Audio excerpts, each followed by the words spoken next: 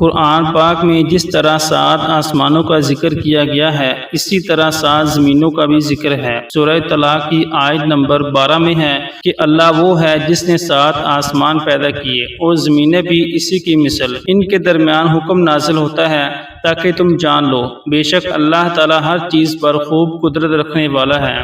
اللہ تعالیٰ نے یہ زمین و آسمان کا نظام کتنے عرصے میں پیدا کیا، اس کے متعلق اللہ تعالیٰ سورہ سجدہ کی آیت نمبر 4 میں فرماتے ہیں، اللہ تعالیٰ وہ ہے جس نے زمین و آسمان اور جو کچھ ان کے درمیان ہے سب کو 6 دن میں پیدا کر دیا اور پھر عرش پر قائم ہوا۔ اب ہمارے ذہن میں سوال آئے گا کہ اتنا بڑا نظام صرف 6 دن میں کیسے بن گیا؟ تو اللہ تعالیٰ ایک دوسری جگہ سورہ حج آیت نمبر 47 میں کچھ یوں اس کی وضاحت کرتے ہیں، تمہارے رب کے نزدیک ایک دن تمہاری گنتی کے اعتبار سے 1000 سال کا ہے، یعنی زمین کے 1000 سال آسمانوں پر اللہ کے نزدیک ایک دن کے برابر ہیں، لہٰذا زمین و آسمان بننے میں 6000 سال لگے۔ مزید اوپر کی آیت میں سے یہ بھی پتہ چلتا ہے کہ وہ آسمان جسے ہم دیکھتے ہیں محض ایک آسمان نہیں بلکہ اس جیسے 6 آسمان تہ در تہ اور بھی ہیں جو ہماری نظروں سے اوجھل ہیں، بلکہ اسی طرح 7 زمینوں کا بھی ذکر ہے۔ اس سے کیا مراد ہے کہ ہماری کائنات میں ہماری زمین جیسی اور زمینیں بھی ہیں جن پر انسان یا کوئی اور مخلوق رہتی ہے۔ سورہ رحمان کی آیت نمبر 33 میں اللہ تعالیٰ فرماتے ہیں، اے انسانوں اور جنوں کے گروہ، اگر تم میں طاقت ہے تو تم زمین و آسمان کے کناروں سے باہر نکل جاؤ تو نکلو، لیکن ایک عظیم طاقت کے بغیر تم نہیں نکل سکتے۔ کیا اس آیت میں یہ اشارہ موجود ہے کہ انسان ایک دن آسمانوں کی حد کو کراس کرے گا؟ آج کی ویڈیو میں ہم انہی سوالوں کو ڈسکس کرنے جا رہے ہیں۔ 7 آسمانوں کا ذکر قرآن پاک میں بکثرت دیکھنے کو ملتا ہے، لیکن آسمان ہے کیا چیز؟ کیا یہ جو نیلے رنگ ہم دیکھتے ہیں یہ آسمان ہے؟ تو اس کا جواب ہے کہ شاید یہ آسمان نہیں ہے، کہ نیلا رنگ اوزون گیس کا ہے جو صبح سے آنے والی خطرناک شعاؤں سے زمین کو بچاتی ہے۔ قرآن پاک میں ایک جگہ اللہ تعالیٰ فرماتے ہیں کہ ہم نے پہلے آسمان یعنی آسمان دنیا کو چراغوں سے سجایا۔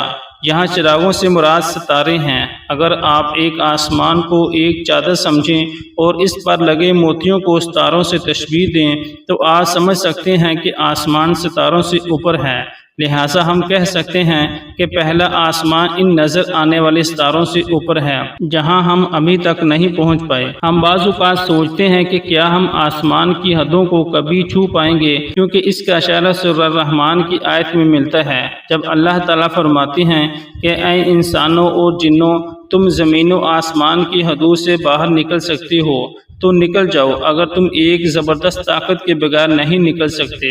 اگر زمین کی باؤنڈری سے باہر نکلنے کی بات کی جائے تو 12 اپریل 1961 کو روسی خلافت چوری کا آگین وہ پہلا شخص تھا جس نے زمین کی حدود سے نکل کر اس کے گرد کامیاب چکر لگایا، اور پھر 1969 میں اپولو 11 مشن کے ذریعے انسان کی چاند پر باقاعدہ کامیاب لینڈنگ بھی ہو چکی ہے۔ قرآن پاک کی ایک پیشن گوئی ہم انسانوں نے اپنی محنت کے بل بوتے سچ کر دکھائی۔ ہو سکتا ہے ہم مستقبل میں جدید تیز رفتار اسپیس شپس بنانے میں کامیاب ہو جائیں جن کے ذریعے ہم آسمانوں کی وسعتوں کو طے کرتے ہوئے قرآن مجید کی اس آیت کی دوسری بات کو بھی پورا کر پائیں۔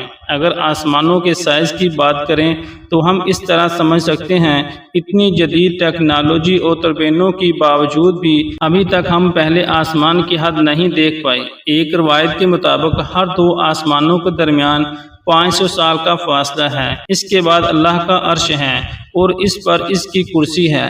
سلسلہ توسیع کی روایت کے مطابق 7 آسمان اسی کرسی کے مقابلے میں اس طرح ہیں جیسے کسی صحرا میں کوئی انگوٹھی پڑی ہو، یعنی کرسی کا سائز اگر صحرا کے برابر ہو تو اس کے مقابلے میں 7 آسمانوں کی حیثیت ایک چھوٹی سی انگوٹھی سے زیادہ نہیں ہے۔ اس طرح کرسی عرش کے مقابلے میں ایسی ہے جیسے صحرا میں ایک انگوٹھی ہو۔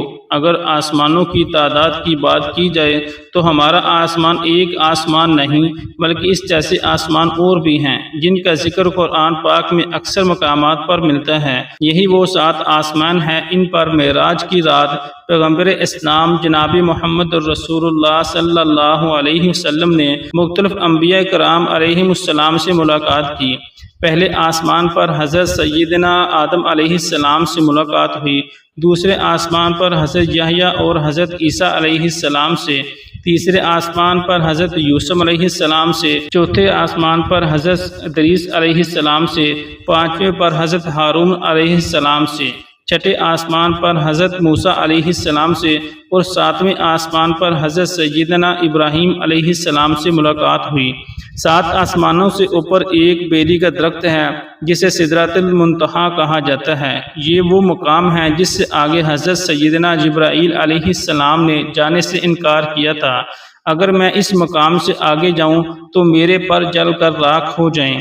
اللہ تعالیٰ کے عرش کے بالکل سامنے بیت المعمور ہے جو کہ خانہ کعبہ کے عین اوپر فرشتوں کا کعبہ ہے۔ ہر وقت 70,000 فرشتے بیت المعمور کا طواف کر رہے ہوتے ہیں اور فرشتوں کی تعداد اتنی زیادہ ہے جس فرشتے نے ایک بار بیت المعمور کا طواف کر لیا تو دوبارہ اس کی کبھی باری نہیں آئے گی۔ اسی طرح قرآن پاک میں ایک مقام پر 7 زمینوں کا بھی ذکر ہے، لیکن ان 7 زمینوں سے مراد کیا ہے اس بات سے قرآن و حدیث خاموش ہیں۔ مسند احمد کی ایک حدیث میں 7 زمینوں اور ان کے مابین فاصلے کا ذکر ہے۔ ہر 2 زمینوں کے درمیان 500 سال کا فاصلہ ہے۔ وہ یہ زمینیں ہماری زمین سے نیچے تہ بتہ موجود ہیں۔ سائنس اس بارے میں ایک تھیوری رکھتی ہے جسے ملٹی ورس تھیوری کہتے ہیں، جس کے مطابق ہماری اس کائنات کی طرح کئی اور کائناتیں بھی ہو سکتی ہیں، یعنی جس کائنات کو ہم سب کچھ سمجھ رہے تھے یہ محض ایک کائنات یا اس کا ایک چھوٹا سا حصہ ہے۔ اسے آبزرویبل یونیورس کہا جاتا ہے۔ اس کا سائز 46.5 ملین لائٹ شیئر ہے، لیکن یہ محض ایک تھیوری ہے جس کا ابھی تک ہمارے پاس کوئی تجرباتی ثبوت نہیں ہے۔ البتہ ہم ایسے سیارے دریافت کر چکے ہیں جہاں کا ماحول زندگی کے وجود کے لیے سازگار ہے، جہاں زندگی کی موجودگی کے لیے ضروری عوامل موجود ہیں۔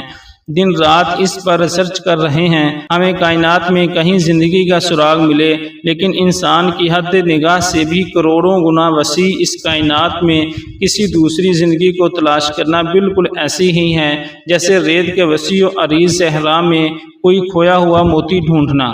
جیسے کہ ہم نے بات کی ہے کہ اب تک سائنس دور دراز کے پلینٹس پر یہ تو ریسرچ کر چکی ہے وہاں کا ماحول زندگی کے پھلنے پھولنے کے لیے سازگار ہے، یعنی وہاں زندہ چیزیں سروائیو کر سکتی ہیں، لیکن ان سیاروں تک پہنچنا اور وہاں کی انفارمیشن لینے کے لیے فی الحال ہمارے پاس کوئی ایسی تیز رفتار سواری نہیں ہے، کیونکہ اس وسیع و عریض کائنات کے فاصلے اس قدر طویل ہیں کہ ناسا کی اب تک کے بنائے گئے تیز ترین اسپیس شپ پارکر سولر پروب، جس کی سپیڈ 6,35,000 کلومیٹر فی گھنٹہ ہے، اسے ہمارے سولر سسٹم کو کراس کرنے میں ہی صرف 9 مہینے لگ جائیں گے۔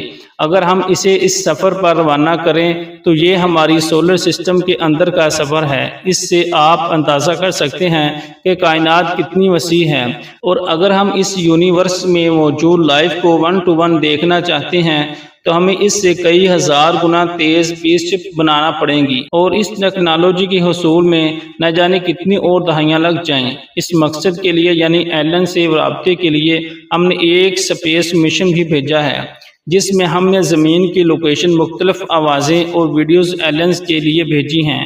ہماری لامحدود وسعتوں والی کائنات اتنی بڑی ہے، اس کا بنانے والا کتنا بڑا ہوگا؟ وہ اللہ جس نے ایک لفظ کن کہہ کر پوری کائنات کو بنایا اور خود تنہا چلا رہا ہے۔